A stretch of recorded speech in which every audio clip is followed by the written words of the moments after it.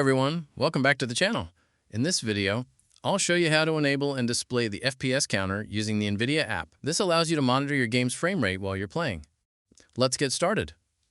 First, make sure the NVIDIA app is installed on your computer. Open the Start menu and type NVIDIA App. Launch the application.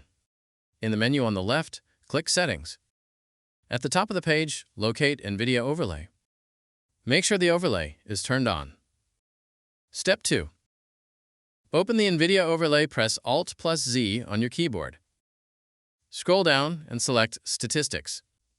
Inside this section, you'll find the available Performance Overlay and FPS counter options. Enable the FPS counter, press Alt+R on your keyboard. This shortcut enables or disables the Performance Statistics Overlay.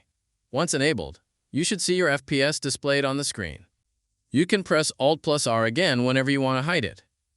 To switch between the available statistics layouts, press Alt+Shift+R. Each time you press this shortcut, the overlay will cycle through a different layout. You can do this while playing any supported game until you find the layout you prefer. If the FPS counter appears but displays N/A, you may need to manually add the game to the NVIDIA control panel. First, close the game.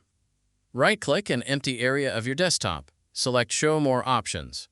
Then click NVIDIA Control Panel.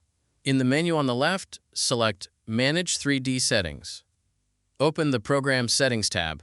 Use the drop-down menu to check whether your game is already listed. If you don't see it, click Add. Then select Browse. Navigate to the folder where the game is installed. Select the game's executable. Once the game has been added, save the changes. Restart the game. Now press Alt+R again, and the NVIDIA Overlay should display your FPS correctly. And that's all there is to it.